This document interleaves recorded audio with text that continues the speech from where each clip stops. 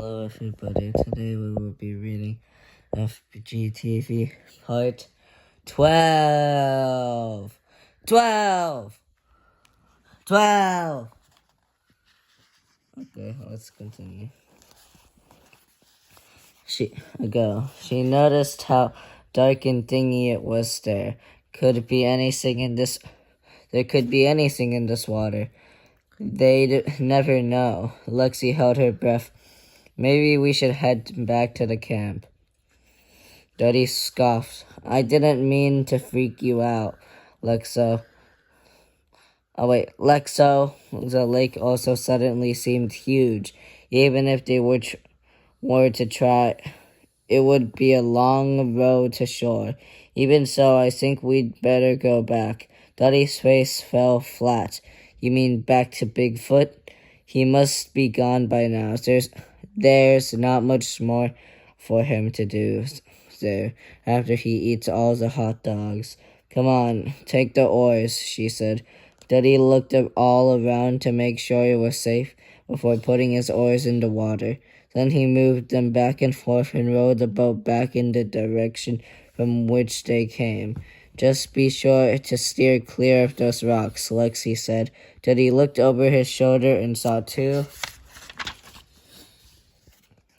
identical mounds sticking up from the water. That's funny, he said. Those weren't there before. It must be a low tide. Dud, said Lexi. Lakes don't have tides.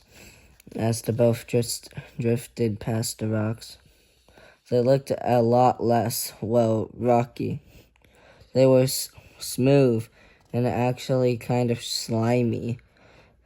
Duddy leaned closer to get a better look at them when the fronts of the rocks peeled up like window shades.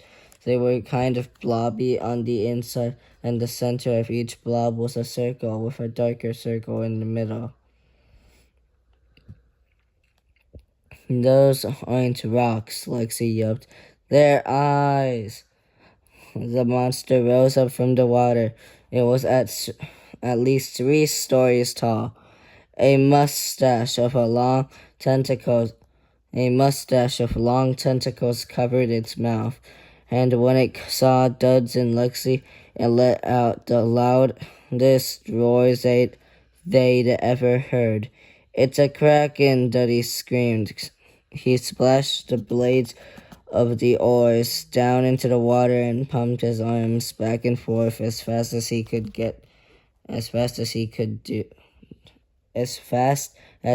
to get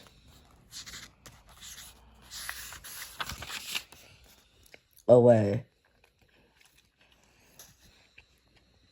When the kraken moved, it made waves that battered the boat and splashed Lexi and Duddy with water.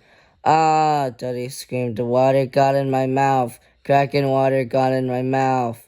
Just keep rowing, Duds. 5 spotted tentacles emerged from below the surface and thrashed around. The tentacles surrounded the boat like open fingers. Lexi, you're the expert in Greek mythology. What do we do? The Kraken's not really Greek. It actually comes from Norse mythology. The sea monster in Greek mythology is... Now's not the time for a lesson. Let's get out of here. Duddy paddled as hard as he could, but the boat could barely move forward because of the monster splashing. The monster swatted one of its tentacles, which barely missed them. Lexi and Duddy grabbed the sides of the boat as the splash nearly tossed them overboard. Duddy continued rowing as hard as he could. The Kraken raised another tentacle, and this time crashed it down hard right on Duddy's left paddle. The oar lock that held it in place broke away. Duddy was helpless as he watched the paddle slip out of his hand and sink down into the water. No, he said. What are we going to do with just one oar? We'll be paddling in circles. But Alexi knew what to do. As another tentacle came around for a swipe at them, Lexi grabbed the oar from Duddy's hand. She pulled back and slugged the Kraken's tentacle like Aaron Judge hitting a fastball thrown down the middle of the plate. The tentacle retreated underwater as a third tentacle moved in toward Lexi. She raised the oar again for another home run swing, but she felt a tug on her arm. Before Duddy could warn her, a fourth tentacle had risen up and wrapped itself around the oars.